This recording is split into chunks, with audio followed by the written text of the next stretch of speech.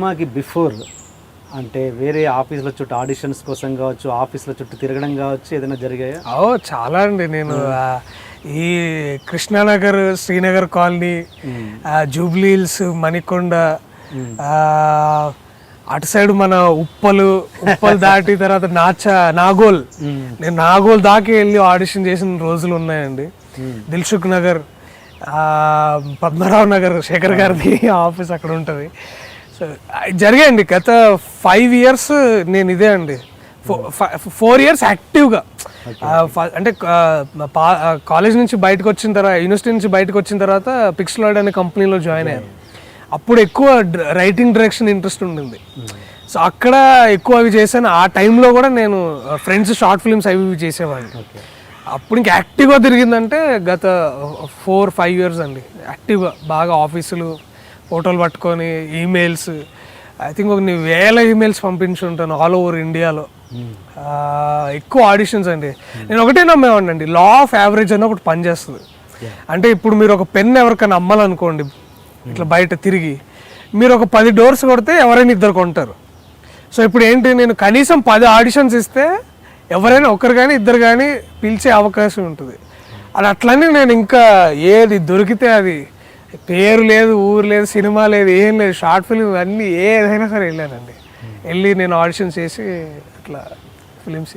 ఈ ప్రయాణంలో అంటే ఈ ప్రయత్నం చేసే ప్రయాణంలో ఏదైనా చేదు అనుభవం జరిగిందా?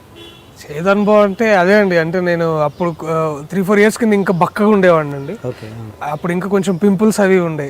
ఇప్పుడు మీరు ఇట్లా హోల్స్ అవన్నీ అవి చూసి నువ్వు అసలు సెట్ కావు, నువ్వు అదేదో డిఫరెంట్గా ఉన్నావు, అసలు నువ్వు దేనికి, అంటే ఇప్పుడు నువ్వు ఒక హీరో క్యారెక్టర్కి చేయలేవు, తర్వాత అలానే నువ్వు సీరియస్గా ఆడిషన్ చేస్తున్నావు, విలన్కి పనికిరావు.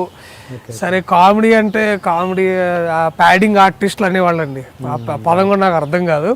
వాటికి ప్యాడింగ్ ఆర్టిస్టులు ఎలాగో ఉన్నారు కదా, వాళ్ళు చేస్తారు అట్లాంటి. అంటే బేసిక్లీ నేను ఉండే ఆకారం మీద అనేవాళ్ళండి. అది నాకు కొంచెం బాధగానే అనిపించేది. బట్ అది రాను కొంచెం నేను కేర్ తీసుకోవడం, అంటే అప్పుడు దాకా నేనంటే ఏముంది బాగా చేస్తేనే అన్నీ, ఇవన్నీ ఏం బాహ్య సౌందర్యం ఇట్లాంటివి ఏం అనుకునేవాడు కాదు. సో మెల్లగా నేను అవి కేర్ తీసుకొని కొంచెం టుక్ కేర్ అంతే. ఈ విషయాలలో ఒంటరిగా కూర్చొని డిప్రెస్ అయిన సందర్భాలు? అబ్బో, ప్యానిక్ అటాక్స్ వచ్చేవండి నాకు. అసలు అది ఒక చెప్పలేని ఫీలింగ్ అండి. అంటే అది ఎవరి మీద పడే ఏడవాలో తెలియదు. అది నా ప్రయాణం అంతే.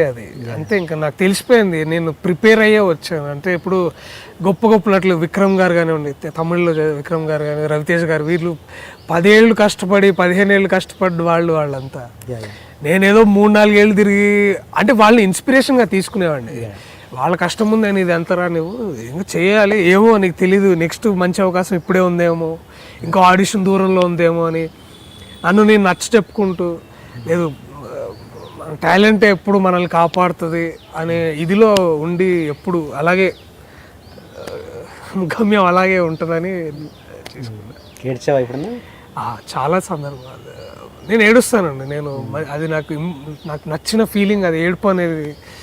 మగవాళ్ళు ఏడవకూడదు అది అంటారు కానీ నేను నమ్మనండి. ఏడుపు అనేది ఒక గుడ్ ఎమోషన్. అది ఐ క్రై. ఎప్పుడైనా బాధ కలిగినప్పుడు ఏడుస్తాను. ఏదలాంటి సందర్భం ఏంటి? అంటే అదే అండి, ఫెయిల్యూర్. ఇప్పుడు ఆర్టిస్ట్గా మీరు డైలీ ఫెయిల్ అవుతారు. ఎందుకంటే ఇప్పుడు ఒక ఆడిషన్కి వెళ్ళినా పోయింది, రిజెక్షన్, అది ఒక దగ్గర తట్టుకోలేకపోయానండి. ఇంకెట్టుపోయి వెళ్తాను అంటే అప్పటికి కొన్ని సినిమాలు చేస్తున్నా కానీ నచ్చట్లేదండి నాకు. అవి పేర్లు చెప్పలే కానీ అది ఇంటర్నల్గా హ్యాపీనెస్ లేదు, సాటిస్ఫాక్షన్ లేదు. అప్పుడు కూర్చొని ఏడ్చినాను. అప్పుడు ఇంటిలాగా అయిపోతానా, లేకపోతే ఆ భయాలు, ఇన్సెక్యూరిటీస్, అప్పుడు బాగా నేను ఇది కాదు ఏదో అని ఫీలింగ్ అంతేనా? అదే అంటే నన్ను నేను అక్కడ చూసుకోలేకపోయానండి. అక్కడ నేను ఉండలేకపోయాను. అంటే అప్పుడు మళ్ళీ అనిపించేది, నీ మొహానికి వచ్చిందే ఎక్కువ, ముందు చెయ్యి, ఆ తర్వాత చూసుకుందాంలే అని మళ్ళీ అది కూడా ఆలోచన కూడా ఉండేది మళ్ళీ. బట్ సందర్భాలు ఉన్నాయండి, ఏడ్చిన సందర్భాలు ఉన్నాయి. పర్సనల్గా ఏడ్చిన, ప్రొఫెషనల్ పక్కన పెట్టండి, పర్సనల్గా బాధపడ్డ సందర్భాలు? మా బాబాయ్ చనిపోయినప్పుడు అండి. ఐ థింక్ అది జరిగి ఒక 4 years అవుతుంది. ఐ థింక్ అది నన్ను బాగా కలిసివేసింది ఆయన మరణం. అది దేవుడు అనేవాడు నిజంగా ఉంటే కాలర్ పట్టుకొని అడుగుతా మా బాబాయ్ నాకు ఇచ్చేయమని. నాకు అంత కోపం వచ్చింది, అంత ఏడుపు వచ్చింది నాకు. ఏంటి ఆయనతో అంత అటాచ్మెంట్? తెలియదు అంటే నాన్న తర్వాత ఆయన ఒక గొప్ప ఫిగర్ అండి, నాకు చాలా ఇన్స్పిరేషన్ ఆయన. చిన్నప్పుడు ఇంట్లో ఉన్నప్పుడు మా నాన్నకి దానవీర సూరకర్ణ, మాయాబజార్ ఈ సినిమా క్యాసెట్లు అన్నీ పెట్టుకొని డైలాగులు వినేవాళ్ళు. అప్పుడు మనకి సినిమా ఆడియో వచ్చేది. వచ్చినప్పుడు చెప్పి నాకు వినిపించి లేకపోతే ఏదన్నా రాసి కానీ ఎట్లా ఉండాలి, చాలా ప్రేమ వేరండి మా బాబాయ్ తోటి.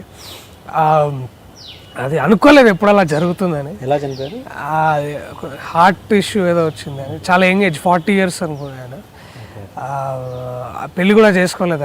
ఆయన ఆ భావాలు, ఆ వ్యక్తిత్వం, ఆ సమాజం పట్ల ఆయన ఇదంతా, ఆయన ఒక యోగిలాగా ఉండేవాడు ఒక్కోసారి. ఆయన చాలా డిఫరెంట్ కేటగిరీ, అంటే మన ఫ్యామిలీ మొత్తంలోనే తిట్టుకున్నారు బాగా, బట్ ఆయన ఇంటే నాకు చాలా దగ్గర ఇదన్నమాట. నాకు ఇంకా తలుచుకుంటేనే బాగా అనిపిస్తుంది. బాగా ఐ మిస్ హిమ్ సీరియస్లీ. ఇప్పుడుంటే బాగుండేది.